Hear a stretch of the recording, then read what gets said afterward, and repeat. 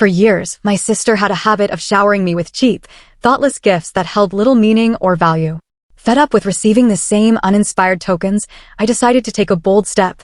I splurged on the one coveted item that she had always secretly wanted for herself. This ironic twist of fate not only flipped the script on our usual gift exchange dynamic, but it also served as a silent, unexpected message about self-worth and the value of truly meaningful presents. I'm a 27-year-old woman, and I have a younger sister who is 25.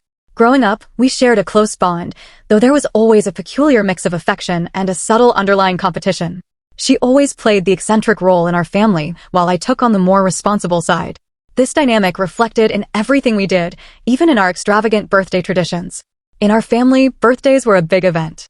Everyone poured in effort to give thoughtful, over-the-top gifts, as if it were an unspoken contest to present the most impressive surprise.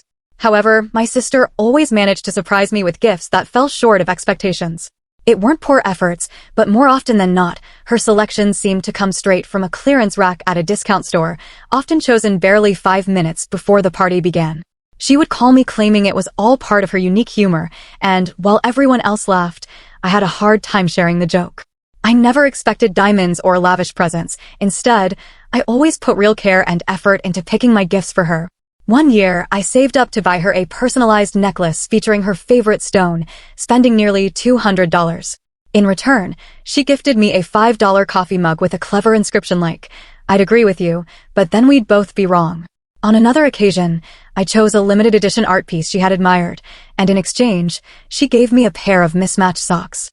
It was never about the price tag, but the clear lack of thought behind her gifts. I smiled and thanked her outwardly, but inside, I felt the sting of disappointment. Our parents always had a ready excuse for her behavior, telling us, "She's just artistic, honey," or "That's her way of showing love." I had heard these phrases so often that they became familiar to me. The truth was, my sister wasn't truly eccentric. She simply didn't want to expend the effort. It might have been tolerable if she weren't so specific about her desires. For instance, there was a designer handbag she obsessed over, a $2,000 dream that seemed out of reach for most. Yet, she talked about it like it were her ultimate life goal, constantly posting about it, pinning it on Pinterest, and even claiming she was manifesting its arrival. She mentioned saving up for it, only to splurge on concert tickets, new clothing, and other unnecessary gadgets. In our family, it became a running joke. "Oh, that handbag? I bet she won't buy it this year." My perspective changed when I received a large bonus at work, a reward for months of sleepless nights and high stress. For the first time in a long time, I had money to pamper myself. I decided to treat myself and walked into the mall, venturing into luxury stores I normally avoided. There it was, the handbag my sister always dreamed of. I hadn't planned on buying it, but something pushed me to celebrate my hard work and put myself first. The decision was impulsive, and the instant I walked out with the bag, I felt a confusing blend of triumph and guilt. I kept reassuring myself that it wasn't meant as a snub, but purely a personal treat. Still, I couldn't shake the thought of how she might react if she discovered it. When my birthday came around, as always, my sister arrived late and gave me her gift, a second-hand keychain with a broken piece, offered without any attempt to conceal her carelessness. She laughed and said it reminded her of me. I managed a polite, "Thank you," set the keychain aside, and carried on with the party. Yet, deep down, years of feeling overlooked and unappreciated began to weigh me down. The next day, I posted a casual Instagram photo holding the handbag, accompanied by a caption about celebrating my own accomplishment. I even tagged the brand, aware that my sister would certainly notice. It wasn't long before a message popped up, asking, "Why do you have my dream bag?" The message made it clear that my sister wasn't simply disappointed, she was furious. Before I could even type a response, my phone rang. My sister called, not allowing me a moment of greeting, and immediately launched into a sharp reprimand, demanding to know why I had done something so hurtful and how I could dare to buy the bag she valued so deeply. I kept my cool and explained that the purchase was for me, a celebration of my own effort and success, not an attempt to upset her. But that explanation didn't satisfy her. She accused me of selfishness and inconsideration, claiming that it looked terrible to buy something my sister had always longed for. My dad even suggested that perhaps I should give the bag to her as a peace offering. I stood firm, reminding them of all the insincere, careless gifts she had offered me over the years, gifts for which I had always gone the extra mile, never complaining or causing a scene. Our parents simply said, "That's just how she is." Although I felt my frustration mounting, I remained calm and reiterated that the bag was mine, purchased with my own money, and I owed her no explanation. My family didn't take kindly to my rebuttal, labeling me as stubborn and petty, emphasizing that family bonds should come before material possessions. The situation became even more complicated when my sister started posting about the issue on Instagram. While she never tagged me directly, it was clear who she meant. One post showed the bag with a caption like, "Imagine buying this just to hurt someone you're supposed to care about." In another, she claimed that some people really don't know how to be a good sibling. At first, I tried to ignore her rants, assuming she'd eventually drop the matter. But soon, mutual friends began asking why I was acting so cruel. One even sent a screenshot of her story where she cast herself as the victim, insisting I had bought the bag just to ruin her dream. I felt isolated, as if no one wanted to hear my side. Then, surprisingly, a few coworkers noticed the bag and complimented it, inquiring about where I'd found it and praising its beauty. For a moment, that recognition reminded me of why I had treated myself and celebrated my hard work. Despite the compliments, my sister didn't quit. That same night, she sent me a lengthy message filled with dramatic claims of betrayal and promises that she'd never forgive me. It concluded with a cold, "Hope you're happy ruining my dream." I chose not to respond. The following day, my mother called with a compromise, proposing I hand over the bag to my sister as a peace offering. Although her tone tried to sound reasonable, I stated firmly that I would not reward my sister's sense of entitlement with my hard-earned purchase. My mother simply sighed, commenting that I was being difficult. Meanwhile, my sister escalated her social media efforts, transitioning from passive-aggressive posts to open hostility. She even cropped and shared screenshots of our texts, ensuring nothing made her look bad, and added captions about feeling deeply disrespected. More messages poured in from mutual friends, some genuinely curious for my version, and others simply insisting that I apologize and give up the bag for the sake of family harmony. One friend even accused me of cruelty for clinging to something that meant the world to her. But I stood my ground.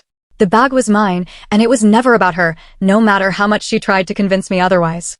By the end of the week, I had endured enough drama, and I kept my decision clear and firm. I blocked her on social media to avoid seeing her endless posts that only led to more unwanted messages. Each message carried a familiar tone of emotional blackmail, manipulation, and demands for the bag. I felt like everyone, my sister, my parents, and even some friends, was against me, but for the first time in years, I put my own needs first and refused to let her steal that right away. I didn't want to attend the family dinner after all that had happened, but my parents made it clear that I was expected to be there. I arrived filled with dread, and the tension was evident. My sister sat at the opposite end, glued to her phone and avoiding any eye contact, not offering a greeting. Meanwhile, my parents forced smiles in a clear attempt to maintain civility, though the awkward silence was unmistakable. For a time, everyone acted as if nothing was wrong, chatting about work, the weather, and my cousin's upcoming wedding. But that facade crumbled when my father abruptly cleared his throat and declared, "We need to address the bag situation." I looked at him, while my sister remained silent, picking at her salad. My mother gave me a desperate look, as if I alone could fix the situation. I calmly explained that the bag was my own purchase made with my own money. No one else's approval was needed. At that moment, my sister finally spoke up.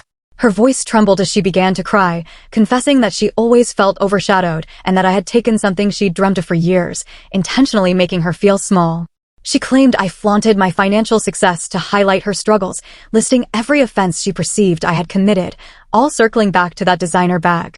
I waited for her to finish before pointing out that if the bag was so important, she had plenty of time to save up for it instead of spending money on trendy clothes, concert tickets, and expensive meals with friends. I reminded her that I worked hard for my money and that the bag was a reward for myself. I wasn't about to apologize for it. My parents objected, saying that I was being harsh and that I needed to consider how my actions affected my sister. My mother insisted that family should come before material possessions, and my father agreed, urging me to apologize and make amends. At that point, I asked a question I had held for years. Had they ever pressured my sister to return the birthday gifts I had given her? I mentioned the necklace, the art print, and other instances where I had tried to make her feel special, only to be met with trinkets and hand-me-down keychains. My mother shifted uncomfortably and claimed it was different because my sister was younger and less financially secure, while my father added that her artistic nature explained everything. The room fell silent. Then, my sister exploded, storming out while muttering that I was toxic and impossible to deal with. My parents made no effort to stop her. My mother simply sighed and advised that I should have handled things differently, while my father expressed his disappointment. I finished my meal in silence and left as soon as I could. The following morning, news of the argument spread through the family. My sister wasted no time sharing her side of the story, conveniently leaving out years of one-sided giving and entitlement. Soon, my phone began buzzing with messages from relatives, most of whom took her side. One cousin sent a lengthy message claiming that family should always come first and that gifting her the bag was a loving gesture to mend our relationship. I chose not to reply. Another cousin surprisingly supported my side, saying my sister needed to grow up, but the majority cast me as the villain. I decided it was time to step back, limiting contact with my parents and ignoring most of the relative messages. I needed a break from the emotional blackmail and drama. It was clear that my sister had no interest in seeing things from my perspective, and my parents seemed far more concerned with keeping the peace than holding her accountable. So, I kept my distance. What began as a small disagreement had now grown into a public battle, exposing years of unequal treatment and lingering resentment. I didn't know where this would lead, but one thing remained certain: I was no longer prepared to be the only one who always gave in. The controversy reached a new peak when my sister took the drama to social media. On Instagram, she posted a lengthy story full of dramatic captions, carefully chosen emojis, and a scripted narrative portraying me as the villain. She labeled me a greedy sister who bought her dream bag out of spite and accused me of crushing her aspirations. She included cropped screenshots of texts that made her look like the victim and a photo of the bag, accompanied by a caption critiquing everything wrong with certain people. At first, I rolled my eyes and tried to ignore it, but her story started to gain traction. Friends of friends commented, strangers added their opinions, and soon the post became semi-viral in her circle. I began receiving messages from unknown people calling me petty, selfish, and worse. Some even tagged me in their replies to her story, further fueling the fire. Before long, the criticism became overwhelming. My phone constantly buzzed with notifications, each one reminding me of how quickly a narrative can spiral out of control. I considered posting my side of the story, explaining the years of one-sided gifts, the sense of entitlement, and the true reason behind the bag purchase. I even drafted a detailed message with both literal and metaphorical receipts, but I deleted it before sending, realizing that feeding the drama would solve nothing. Instead, I ventured to a close friend who had followed the entire situation from the start. She listened and gave me the best advice I'd heard in weeks: ignore the noise. Most of those adding to the controversy didn't know the whole story and likely didn't care. Engaging would only escalate things. So, I tried to move on. I continued using the bag, determined not to let the drama influence my choices at work, where colleagues complimented the bag, oblivious to the chaos unfolding behind the scenes. Those small moments of normalcy meant more to me than I'd expected. Yet, my sister refused to let go. She escalated her campaign and pressured our parents to intervene even more. They called again, asking if I would reconsider attending a family meeting to resolve the issue. I rebuffed the request, telling them I was tired of constant confrontation. My mother commented that my refusal only made things harder for everyone, while my father suggested that I should simply give her the bag to end the feud. I firmly said no and hung up. Then, my sister tried a new approach. She began sending me lengthy, emotionally charged messages, reminding me how the bag symbolized everything she felt she had failed at in life. Every step of the way, the drama continued to build, leaving me caught in a tangle of family expectations, unspoken resentments, and a public battle over a designer bag. She hadn't measured up, and watching me with it tore her apart. I chose not to answer any of her messages, deleting them the moment they arrived and refusing to enter her drama. A mutual friend stepped in to moderate the situation, advising that my sister save up so she could buy the bag herself instead of expecting me to simply hand it over. When I shared this suggestion with her, she predictably claimed that she lacked the funds and that she deserved the bag as compensation for the emotional damage I had allegedly inflicted. Our friend expressed his frustration over her sense of entitlement, though he admitted there was little more he could do to help. To my surprise, some mutual acquaintances began discreetly offering their support. One friend messaged me privately, explaining that she saw right through my sister's social media posts and thought the entire situation was absurd. Another confided that she had once suffered at the hands of my sister's selfishness and that her behavior no longer shocked her. Though these messages did not erase the public hostility directed at me, they made me feel less isolated. After yet another passive-aggressive comment popped up on social media, I decided that enough was enough and blocked her across all platforms. It seemed like a necessary measure to preserve my inner peace, even if I knew it might escalate matters. A week later, I learned just how far my sister would go. A coworker sent me a link to a GoFundMe campaign titled along the lines of, "Help me finally achieve my dream." The description was as dramatic as one could expect, full of vague references to a self-centered sibling who had wronged her. The goal was precisely $2,000, the exact price of the bag. At first, the campaign had raised only a few $100s, mostly from distant relatives and a few friends.